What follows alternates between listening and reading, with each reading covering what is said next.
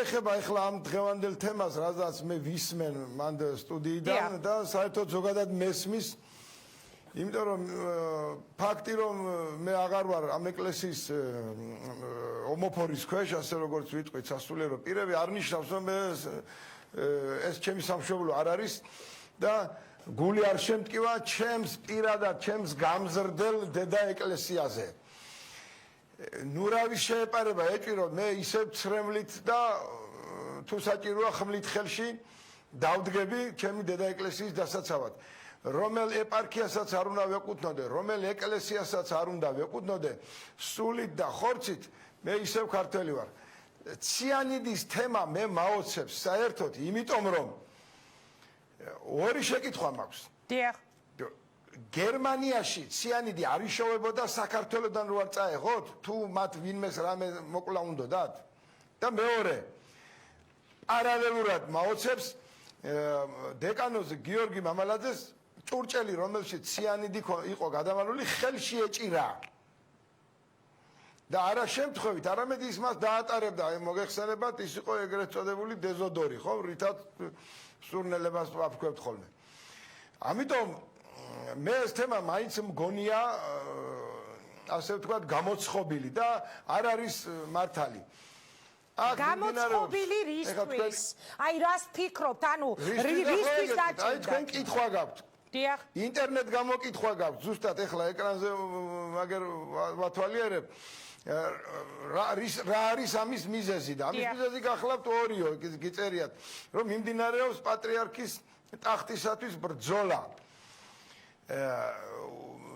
მავანმა საჭიროდ ჩათვალა, რომ პატრიარქი უკვე უნდა შეიცვალოს, მაგრამ შეიცვალოს არა იმ გზით, რომელიც ჯულის კანონით მიღებულია, არამედ ქვენა მოსაზრებებით და იმ გზით, რომელიც მიუღებელია მთლიანად საზოგადოებისათვის.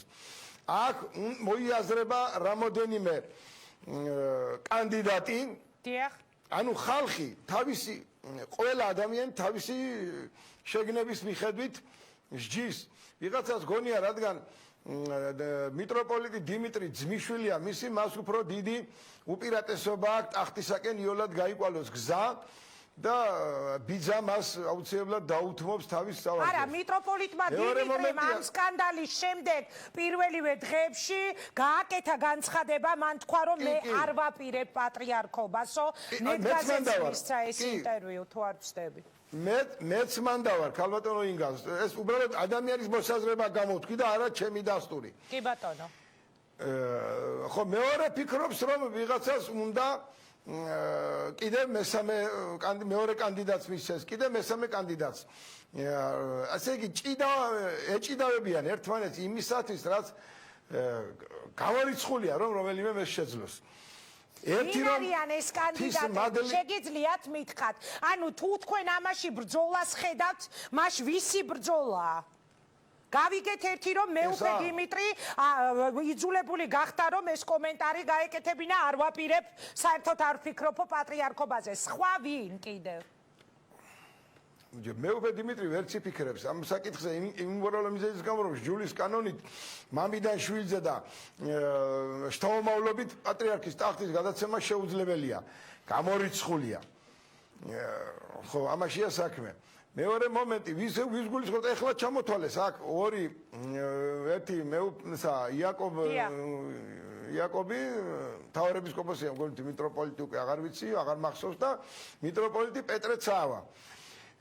ესე იგი, მე ასეთ როგორც საქართველოში პოლიტიკური მოწყობა შეიქმნა იმისტებად და ამისტებად დაიყო, ჯერ კიდევ სულგანათლებული ზვიად გამსახურდიას შემდეგ, ახლაც ასე მიმდინარეობს და ეს გადაედო სასულიერო დასს. თქვენ ხელისუფლების თვალს ხედავთ ამაში და საერთოდ როგორ ფიქრობთ, ვისი ხელი ჩანს მთელ ამ ამბებში, რაც დაიწყო ციანიდით და აგერ მივედით სინოდის სავარაუდო გადაწყვეტილება შეიძლება იყოს.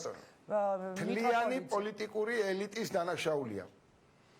პროკურატურა, რომელიც ამ წუთის ერთმა ახალგაზრდამ ბრძანა რომ უსუსურია, ამ დროს ნაციონალური მოძრაობისას ძალიან აქტიურად მიმდინარეობდა საეკლესიო მოღვაწეთა დაპატიმრებები და ასე ვთქვათ, ჭყალებში ვამბობ, ერთგვარი წარმატებით ახორციელებდნენ ამას მაშინდელი ხელისუფალი. ეხლა რა ხდება? ეხლა ამას გეკითხებით. ეხლა გეტყვით, პროკურატურა სავსეა ისევ იმ ხალხით, დიახ. ვინც მაშინაც მუშაობდა და ახლა მათ სხვა დირექტივა შეიძლება ჰქონდეთ, რომ უსუსური გამოაჩინონ პროკურატურის მუშაობა აქედან სამართალდამცავი სისტემა და აქედან დღევანდელი სახელმწიფო ორგანოების უსუსურობა დადასტურდეს.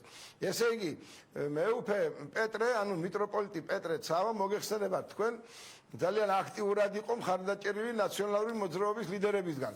ეს მისი პირადი ნება და ვერავის ვერ არ არის საინტერესო, მაგრამ როდესაც ერთ მხარ გადახრილი და მეორე მხრიდან უბერავ, გურულებმა იციან ბახმაროს ნიავივით, ხან აღმოსავლეთიდან, ხან დასავლეთიდან უბერავ.